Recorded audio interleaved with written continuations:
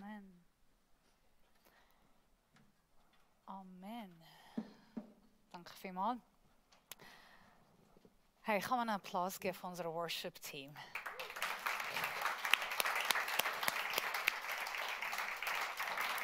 Es war ziemlich lang, Roman. Ja, 6 Monate. Es hat sich wie Jahre gefühlt. So schön, dass wir euch wieder haben. Hey, awesome! Awesome, merci vielmals. Und ihr habt es wirklich mega genial uns geleitet in Gottes Gegenwart. Und auch so schön, ich habe heute Morgen neue Gesichter wieder gesehen. Auch andere Leute, die ich jetzt lange nicht gesehen habe. So schön, euch wieder heute in der Gottesdienst gesehen, sind herzlich willkommen. Hoffe ich, dass ihr euch auch willkommen fühlt in der Gottesdienst. Es sieht auch schön aus. Für alle, die daheim sind und nicht da sind, kommt mal schauen. Es ist schön. Aber wir heißen euch auch herzlich willkommen bei der Gottesdienst. Wir haben die letzte Predigt von unserer Serie. Der Micha hat in modernen Gottesdienst mit der Predigt angefangen. Und zwar, er hat mit dem angefangen, hat gesagt, dass seine Teil von Predigt der beste Teil von der Serie ist. Und ich habe ihm sehr klar gesagt, das ist nicht wahr. Und wenn ich predige, werde ich das nochmal betonen. Mein Teil von der Predigt ist der beste Teil von Predigt. Micha hat von der Zukunft der Kirche geredet. Er hat gesagt, wie wird die Kirche aussehen in der Zukunft. Okay, das ist nicht schlecht, das ist schön. Aber es ist die Zukunft. Was ich heute euch sagen, es geht um wieso. Von der Herkunft, aber überhaupt, wieso wir haben Kirche. Ich meine, das ist wichtiger, wenn wir das wieso verstehen. Hey, was passiert in der Zukunft? Es ist nicht mehr so wichtig. Hauptsächlich, wir verstehen, wieso wir da sind, oder? Ihr seid einverstanden. Also Micha ist nicht da, alle haben gesagt ja. There you go. Jetzt kann man loslegen. So gut. Ja, ich rede über Herkunft der Kirche. Wenn du am meisten Pastoren, Prediger, Theologen würdest fragen, wann ist die Geburt der Kirche, weißt du, was sie werden sagen? Oh ja, wir haben ein paar Theologen da. So gut. Ja, die sagen am meisten Pfingsten. Apostelgeschichte Kapitel 2 ist die Geburt von Kirche. Ich bin nicht auf dieser Meinung. Ich glaube, der Kirche hat nicht im Neuen Testament am Pfingsten angefangen. Das ist die Geburt vom Neuen Testament Kirche. Mit dem bin ich einverstanden. Pfingsten ist die Geburt von der Neuen Testament Kirche, wie du und ich kennen. Aber Kirche hat schon lange vorher angefangen. Und zwar in 1. Mose. Das Wort Kirche auf Griechisch ist Ekklesia. Habt ihr das gewusst? Ekklesia heisst Gemeinschaft, Zusammenkunft, Zusammenkommen, Familie, Gathering. Ist alles das gleiche Wort, trotzdem. Ist Ekklesia. Und wir denken, Ekklesia hat im Neuen Testament angefangen. Es gibt 79 Mal Ekklesia im Alten Testament. Habt ihr das gewusst? Es wird 79 Mal Ekklesia, Kirche, im Alten Testament gebraucht. Das ist nicht genial. Was meinst du, Brina? Ekklesia hat im Alten Testament angefangen? Ja. Wie hat es ausgesehen? Werden wir zusammen schauen.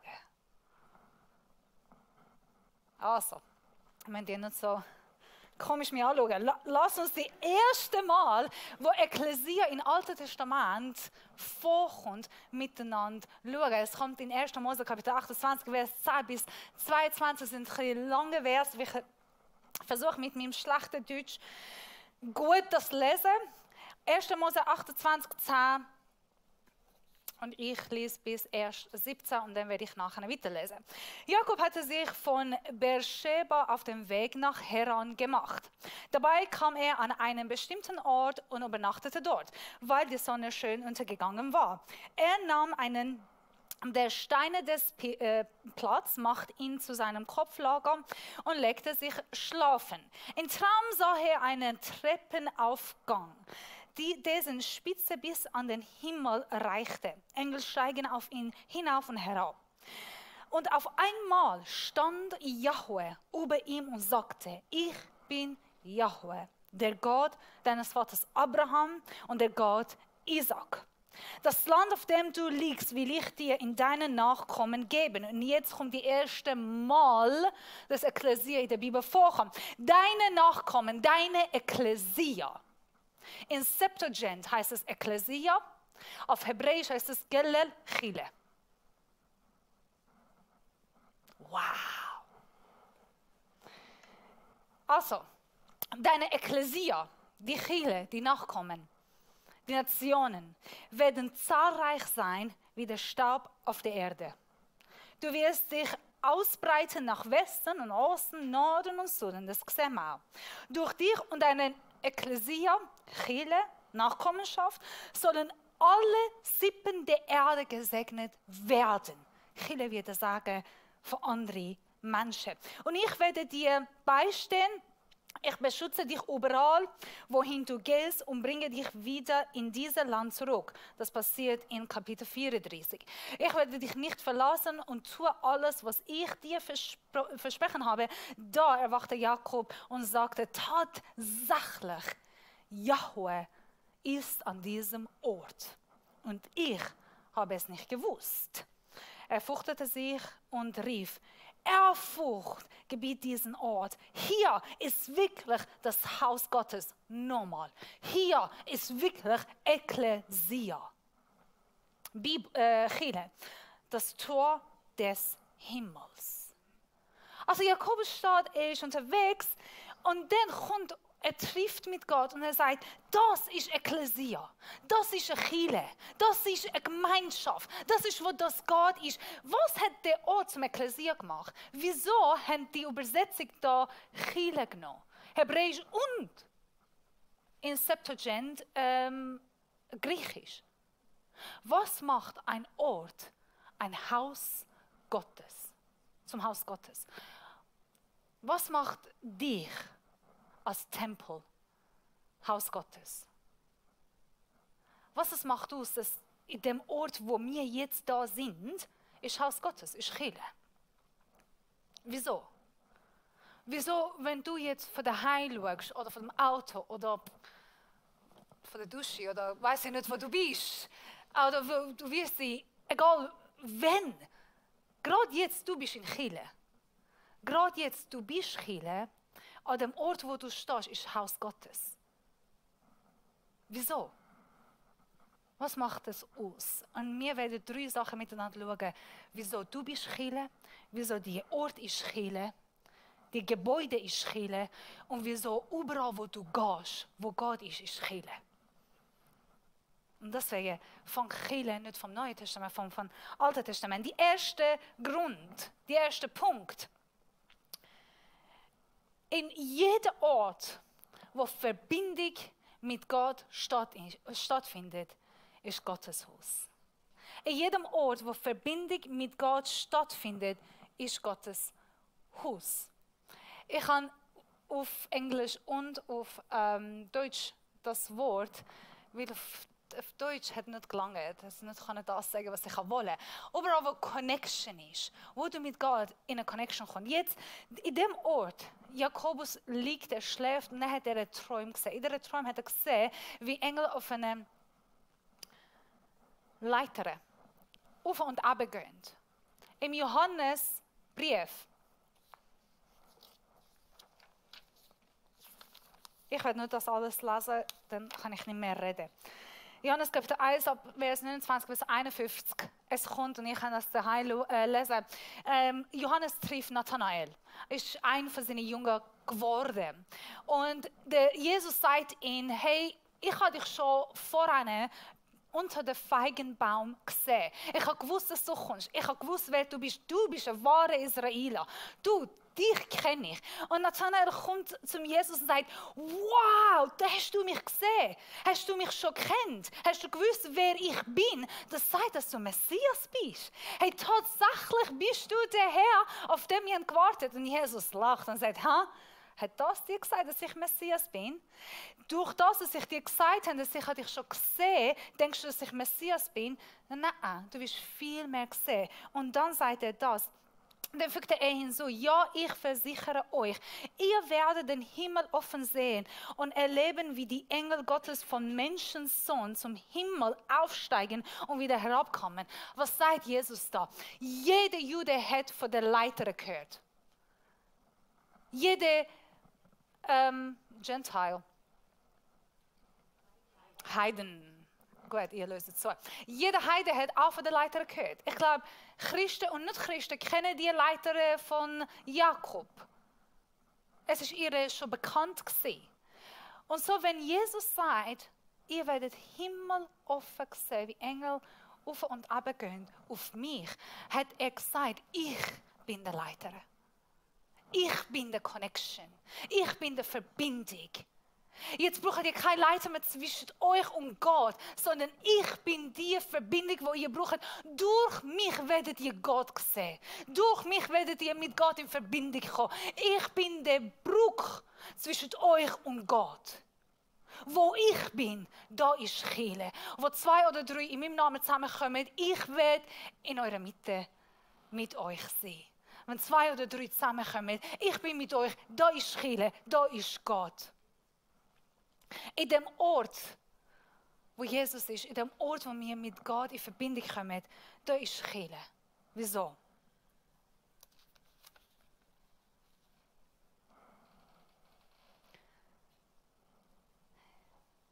Wir glauben, dass Gott ist überall gegenwärtig. Wir glauben, dass er ist in jedem Ort, egal wo du bist, da bist, daheim bist, am Arbeiten bist, in der Schule bist, auf der Straße, am Spielen. Überall, wo Gottes Gegenwart ist, da ist Gott. Mein Wunsch ist, dass wenn Menschen zum Kirche kommen, zu dir kommen, dass sie sehen können, Gott ist tatsächlich da.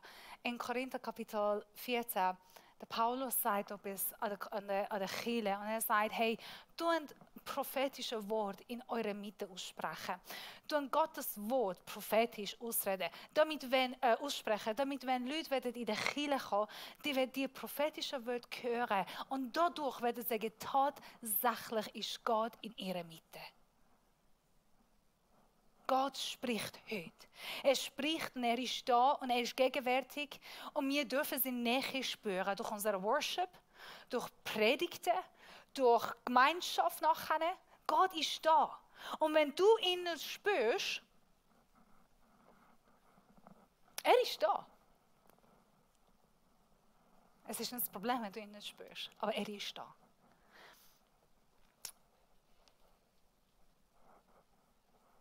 Ich habe gesagt, mein Deutsch ist nicht so gut, aber ich habe einen deutschen Fehler, grammatischen Fehler in diesem Vers gefunden. Und sogar ich habe das gefunden. Die Frage ist, habt ihr das gehört? Schau, der Jakob sagt etwas sehr interessant und falsch, oder Gott sagt das falsch. Er sagt, tatsächlich, Jahwe ist an diesem Ort und ich habe es nicht gewusst. Auf Grammatisch, alle, die Lehrer sind, können mir bitte nicht korrigieren. Du kannst nicht eine Präposition mit Gegenwart anfangen und mit Vergangenheit abschließen. Das ist grammatisch nicht korrekt. Gott ist tatsächlich da. Ich habe es nicht gewusst. Ich weiß es nicht. Auf grammatisch geht das nicht. Ich habe das geschaut. Und mir wurde gesagt, das ist falsch. Aber ich glaube, Gott hat einen Grund, wieso er das da gesagt. Eine Kirche ist ein Ort, wo wir werden bewusst, dass Gott da ist. Gott macht uns bewusst. Er ist da. Er ist da. Er sitzt neben dir. Er steht jetzt gerade neben dir. Wenn du daheim bist, er ist jetzt gerade neben dir und neben mir. Er ist da. Tatsächlich ist er da. Aber ich habe es nicht gewusst. Ich habe es nicht gemerkt. Aber er ist da. Seht ihr die grammatischen Fehler? Er ist da. Ich habe es nicht gewusst, aber er ist da. Ich merke es nicht, aber er ist da. Ich sehe es nicht, aber er ist da. Ich höre ihm nicht, aber er ist da. Ich spüre ihn nicht, aber er ist da. Ja, aber ich weiß es nicht, aber er ist da. Er ist da. Und er ist da, um dich zu treffen. Wenn du jetzt gerade sagst, ja, aber ich habe nicht gewusst. Ich sage, er ist da. Ja, aber ich habe an dieser Sonntag ihm nicht gespürt, aber er ist da. Da bringe ich hör auf, sagen, er ist da, aber er ist da. Er ist tatsächlich in dem Ort. Und dem Ort, wo Gott ist, da ist Kirche. Wenn er in deinem Herz ist, du bist Kirche. Wenn er in deiner Wohnung ist, deine Wohnung ist eine Kirche. Wenn du auf der Straße bist und Gott ist mit dir, das ist Kirche. Unser Gebäude ist Kirche, weil Gott ist da. Yes.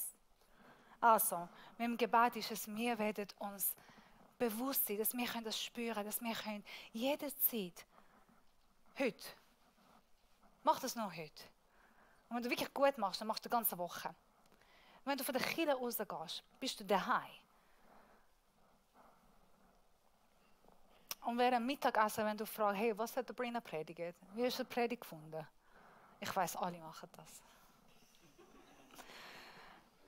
Dann frag dich, wie mache ich mir in dieser Woche bewusst, in meinem Alltag, dass Gott ist mit mir? Und wie bleibe ich in dieser Verbindlichkeit mit Gott in dieser Woche? Überall, wo ich bin.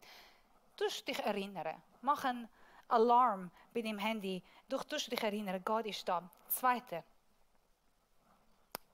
Gott hat mit ihm geredet. Überall, wo ein Austausch, ein Gespräch, wo ein Communication, wo eine Conversation stattfindet zwischen dich und Gott, das ist Gottes Haus.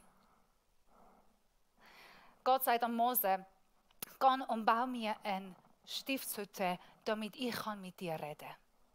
Geh und bau mir ein Haus, damit ich mich dir zeigen kann. Bau mir einen Ort, damit ich an dem Ort komme und kann ich mit dir einen Austausch haben. Eine Stiftshütte, damit ich mit dir reden kann. Kirche ist ein Ort, wo Gott mit uns spricht. Wo ein Austausch stattfindet zwischen uns und Gott. Wenn du in deine Morgen oder Abend, weiss ich nicht, wenn du eine stille Zeit hast, kommst du in ein Gespräch mit Gott. Das ist eine Kirche. Das ist Haus Gottes. Haus Gottes ist ein Ort, wo Gott spricht. Wo du mit ihm auch reden. Wie spricht er? Er spricht von sich selber. Er sagt, wer ich bin. Er hat Jakob getroffen und gesagt, ich bin der Vater. Ich bin Gott für deinen Vater Abraham, Isaac, und ich werde auch dieses Gott sehen. Ich bin der Yahweh. Ich bin dein Gott und du bist mein Kind. Du bist mein Volk und ich will dich segnen. Das spricht Herr. Er will sich dir vorstellen. Er will dich nochmal sagen, wer du bist. Dich wieder eine Identität geben, damit du dich selber in ihn finden. Und dann, er wird auch uns richtig geben. Er wird auch sagen, was du zu tun hast. Er wird dir helfen, wohin du kannst gehen. Was musst du machen. Was kannst du machen. Er wird dich bevollmächtigen, um deinen Weg richtig zu gehen. So spricht der Herr. Er kann sagen, Matthias, ich bin wieder da. Ich bin dein Gott. Du bist mein Sohn. Hab dich geliebt. Du bist ein mächtiger Mann Gottes. Mach das und das und das und ich werde dich segnen. So spricht der Herr. Hey, an dem Ort, wo du gehst, das ist, du kommst nicht am Ziel. Geh links. Er liebt uns. Und er will, dass wir zum Ziel kommen. Er wollte, dass Jakob zum Ziel kommt. Es dort ihm auch eine Richtung geben. Eine Linie geben. Sagen, wohin er soll gehen. So spricht der Herr. Er ermutigt. Er spricht auch durch Menschen. Er spricht durch unsere geniale Prediger, die wir hier in der Kirche haben. Okay. Er spricht durch mich. Sorry, aber das ist Wort Gottes. Er spricht durch Lobpreis. Er spricht durch Gemeinschaft. Nach dem Gottesdienst, wenn ihr Kaffee miteinander trinkt, sprecht Gottes Wort aus ineinander in eurem Leben. Er spricht durch verschiedene Zeichen und Wunder und Elemente. Dritte.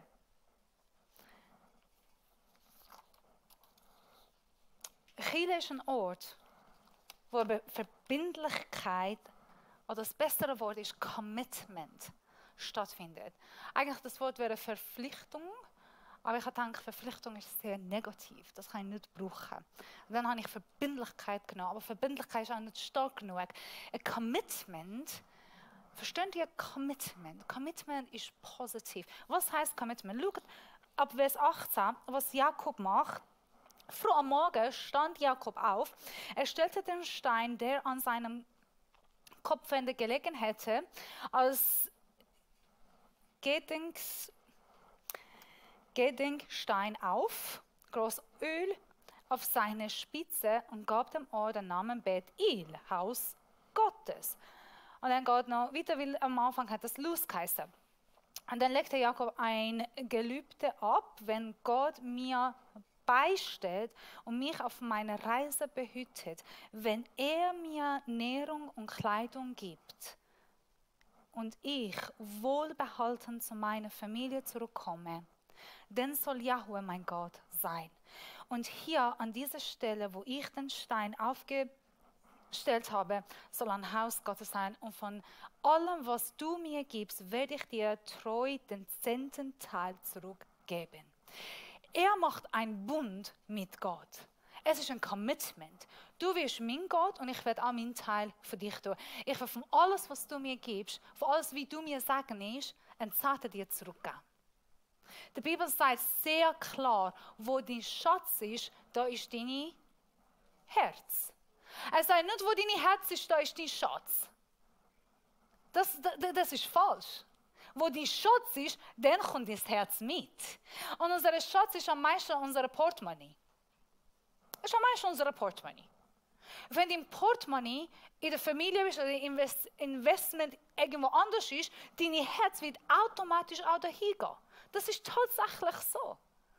Aber wenn dein Portemonnaie, wenn deine Geld oder wenn dein Zeit oder whatever, das Neue Testament geht nochmal mehr. Also gib alles, was du hast. Das Wort Gottes.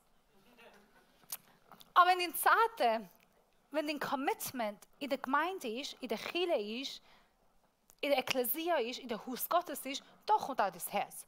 Wieso? Weil dein Geld ist da. Kannst nicht einfach gehen. Dein Geld ist da. Wenn nicht Geld ist, unser Schatz ist nicht nur Geld, ist auch deine Zeit, ist deine Energie. Ich habe gesagt, ich bin heute Morgen spät aufgestanden. Bin da gekommen, die Teams sind lang da gewesen. Ich will nicht fragen, wann sind ihr aufgestanden. Manchmal, ich finde aus, die sind am 6 Uhr am Morgen auf, am Sonntagmorgen. Kommen da, geben alles, was sie haben. Ich weiss, Matthäus liebt das, wenn ich so über ihn rede. Er liebt das. Er liebt wirklich nicht, aber ich mache es trotzdem. Ich habe irgendwann an Matthias gesagt, kannst du bitte nicht ein Bett in die Kirche bringen und einfach da schlafen, weil du bist von morgen bis am Abend da. Du schaffst mehr als, wenn ich komme, wenn ich gehe, hi Matthias, bye Matthias. Wo Matthias ist, da ist Gott. Jetzt muss man das, seine Herz ist Kirche. Seine Investment ist Kirche. Und ich kann auch euch sagen, der Matthias will von dieser Kirche nicht bald gehen. Er hat alles da investiert. Wo ist dein Schatz? Wo ist dein Herz? Wo ist dein Geld? Wo ist deine Zeit? Wo ist deine Leidenschaft? Wo bringst du diesen Schatz rein? Da, wo dein Schatz ist, da ist auch dein Herz. In Malachi ist eine Versprechung, die da gibt, die sehr schön ist und sagt, wenn du mir treu bist, wenn du nicht von mir klaust, sondern wenn du mir zurückgibst, was ich dir gegeben habe, dann werde ich die Fenster vom Himmel öffnen. Malachi 3:10-11. Und ich werde dir segnen. Und dann geht er noch weiter. Also stell dir vor, wenn du den Zehnten gibst, Gott wird die Fenster vom Himmel öffnen und dich segnen. Und dann geht es noch weiter. Und ich will um euretwillen den Fresser bedrohen. Um euretwillen werde ich den Fresser bedrohen. Werde ich den Teufel bedrohen. Um euretwillen. Wenn du den Zeit gibst, werde ich hinter dir stehen. Und wenn Angriffe kommen, wenn Teufel kommt, wenn Schwierigkeiten kommen, auf euretwillen will ich sagen, das ist mein Kind. Dann gibt es ins Zeiten. Nochmal, ein Wort Gottes. Ich habe das tatsächlich in meinem Leben erkannt und gesehen. Bin in der Schweiz gekommen und es hat Zeiten gegeben, wo ich in der Mitte des Monats nur 5 Lieben hatte, nicht mehr. Und dann habe ich tatsächlich gedacht, wie tue ich jetzt essen? Oder hygienische Sachen kaufen, die jede Frau braucht. Was mache ich jetzt?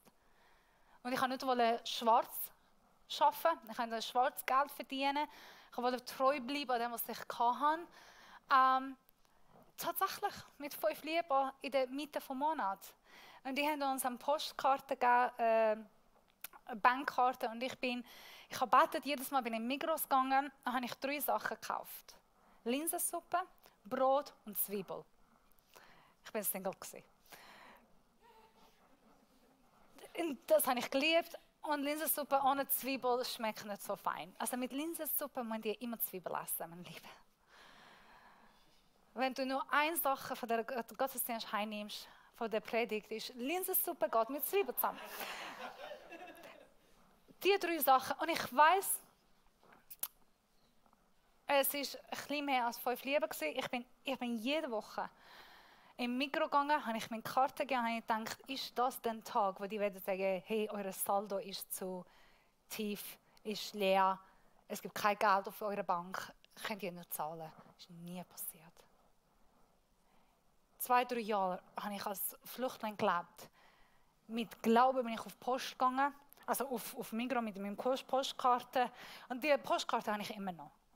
Weil das ist Gottes Segen in meinem Leben. Mein Saldo war nie leer gewesen. Dabrina heisst, Gott ist meine Versorger. Ich weiss nicht, die Leute zu mir haben gesagt, Dabrina, heute Morgen hat Gott uns gesagt, wir sollten dir 20 Franken geben. An dieser Abend gebeten und gesagt, Gott, ich brauche 20 Franken, ich muss da hingehen, ich muss ein Ticket kaufen, ich brauche 20 Franken. Am Morgen kommt Dabrina, hat Gott mir heute Morgen gesagt, gib Dabrina 20 Franken. Meine Mama hat etwas immer schön gesagt, sie ist da. Gott blieb dir nicht schuld. Gott blieb dir nicht schuld. Brauchst Geld, hast zu wenig Geld, hast das Problem, gib ihm Zeiten. Gib ihm Zeit. Das Erste, was mir sagen, als Pastor an jeden, der kommt und sagt, ich habe finanzielle Probleme, ich habe zu wenig Geld, dann sage ich, dann gib ihm Zeiten. Ich habe zu wenig, gib ihm Zeiten. Ich mache das selber. Und das tut weh, ich weiß.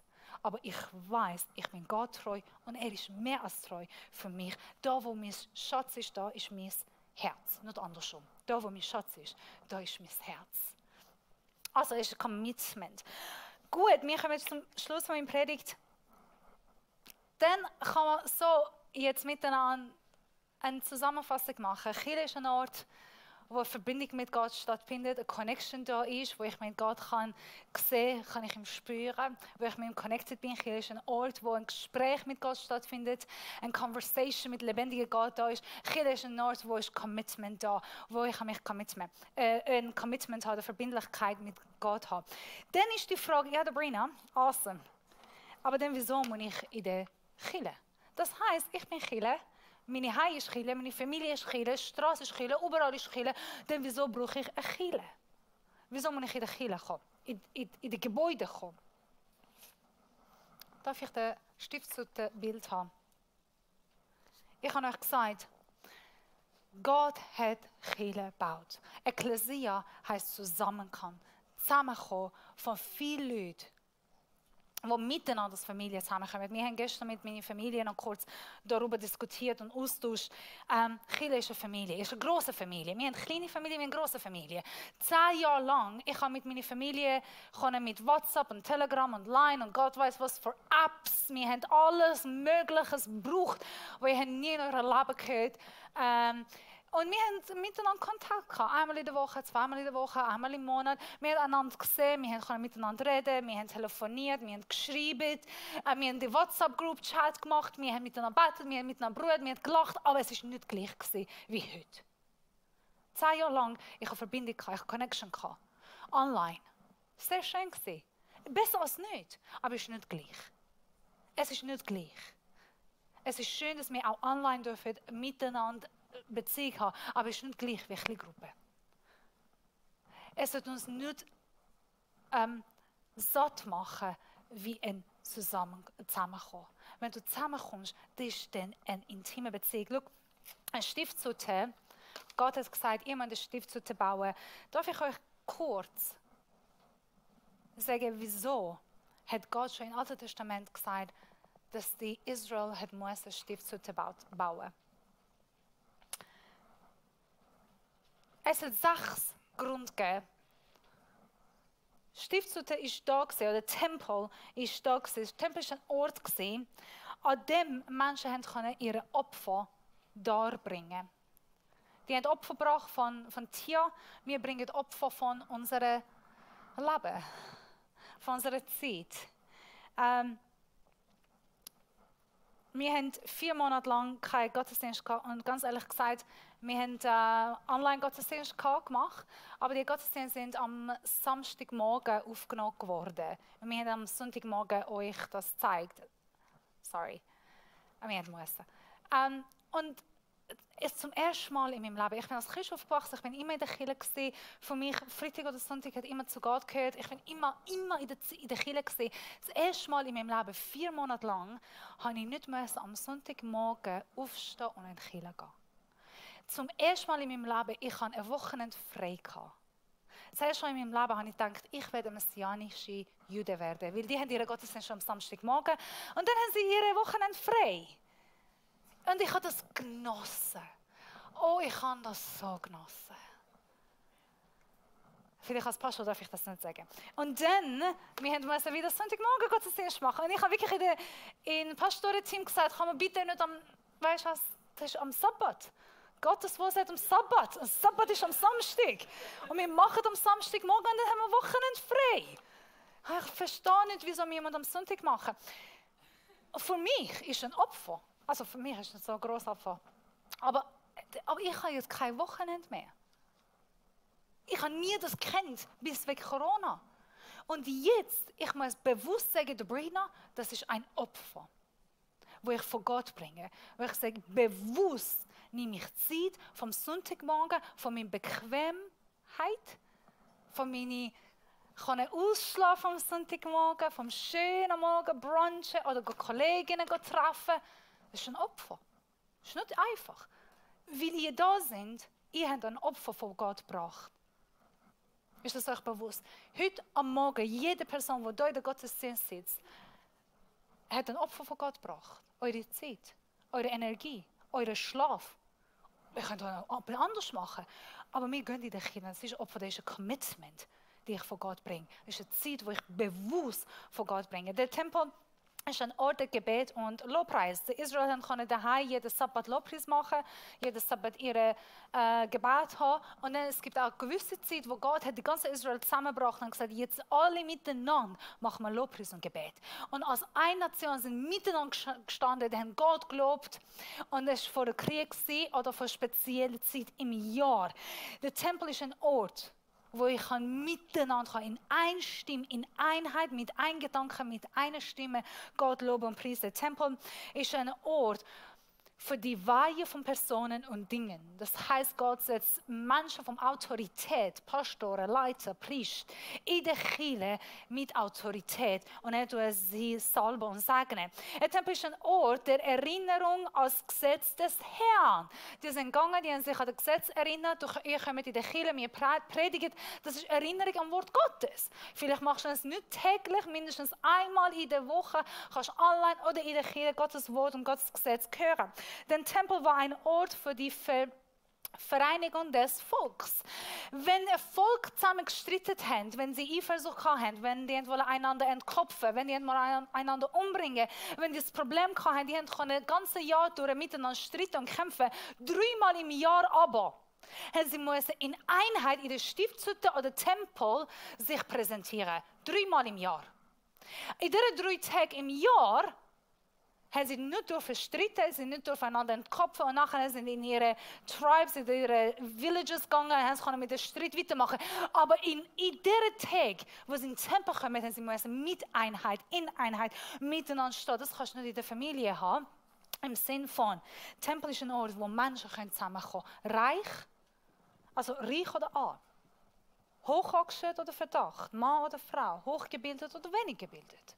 Egal in welcher Statute du bist, egal was für Sozialstatute oder Sozialposition hast, egal was für einen Hintergrund du hast, egal welche Sprache, ich weiss noch, welche Sprache haben wir da. Irgendwann, wenn ich herausfinde, welche Sprache sind jetzt gerade in dieser Räume.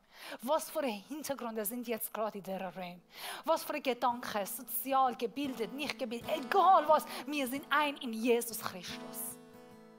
Jesus sagt, es gibt kein Mann, keine Frau, kein Heide, kein Jude, kein Sklave, kein kein freier Mensch. Ihr seid alle frei, wenn ihr zusammenkommt. Das ist eine Kirche.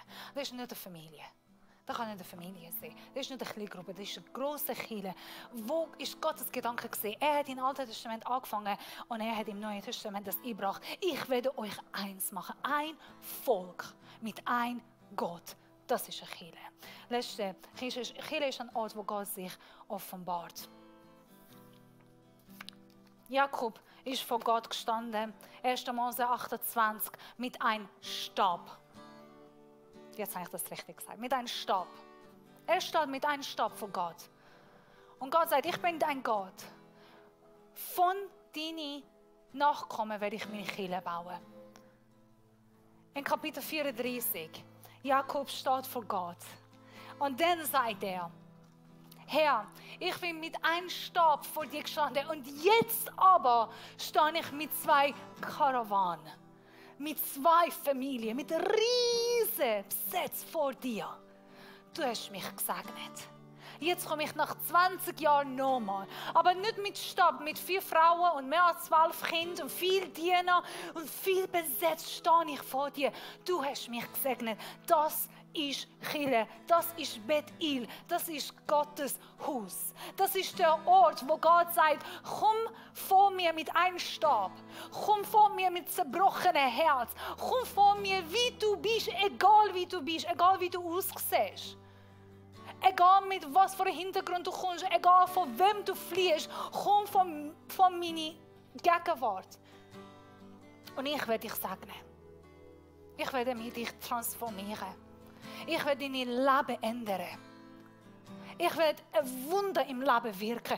Das ist Bethel. Das ist Kirche. Kirche ist ein Ort, wo Gott dich ändert. Wo Gott dich segnet. Wo Gott den Stab nimmt, das, was du vor ihm bringst, und gibt dir 2 Karawanen. Mit Familie, mit Segen, mit alles, was du hast. Nicht kann ich dich vorstellen. Das ist Kirche. Und meine liebe Gemeinde, egal ob du daheim bist oder da bist, Gott hat Kirche angefangen durch Abraham, Isaac, Jakob. Gott hat Kirche angefangen im Alten Testament, das ist das Fundament der Kirche im Neuen Testament. Und wir werden die Kirche im Himmel nochmal erleben. Kirche wurde nicht durch Menschen, nicht durch Personen, sondern Jesus hat gesagt, ich baue meine Gemeinde auf diesen Fels und die Hölle, die Finsternis, die Macht des Finsternis kann sie nicht überwinden. Ich baue meine Gemeinde und nichts ist stärker, nichts kann sie überwinden. Kirche ist Gott. Er baut euch, er baut seine Gemeinde und es braucht auch Gemeinde, es braucht Kirche. Und die gleiche Verheißung, die gleiche Bund, wo Gott hat Abraham, Isaac und Jakob gab, gilt auch heute für uns. Gott wird dich den gleichen Segen aussprechen. Und Gott sagt es gleich, wie ich an deinen Vater Abraham, Isaac und Jakob gesegnet, werde ich dich heute segnen. Kirche ist Gottes Plan. Damals und für euch heute. Wollt ihr Gottes Segen in eurem Leben haben? Lass uns miteinander beten. Jesus, danke, dass du da bist. Danke, dass wir in der Verbindung mit dir kommen können. Jesus, danke, dass wir deine Stimme hören. Du hast gesagt, mein Schaf hört meine Stimme. Die erkennen mich, die kennen mich. Danke, dass wir die Nähe spüren durch Jesus Christus, der uns gerettet hat, der uns freigesetzt hat, der die Verbindung zwischen du und ich geworden ist. Danke, dass wir dich erkennen können. Danke für den Bund, den du mit uns abgeschlossen hast. Von Abraham, Isaac, Jakob und dann durch Jesus Christus, dein Sohn. Danke, dass wir können und dürfen in dein Haus hineinkommen. Danke, dass wir dürfen in der Schweiz in Freiheit eine Kirche erleben. Danke, dass wir dürfen ein Teil von der Kirche sein. Für jeden, der da ist, bitte ich, dass du sie segnest. Bitte ich, dass jeder Ohr auf deine Stimme hören, dass jeder Auge auf deine Gegenwart sieht, dass jeder Gedanke auf dich versteht, jeder Herz auf deine Nähe spüren. Dass du unser Gott bist, dass du wahr bist. Unser Herr.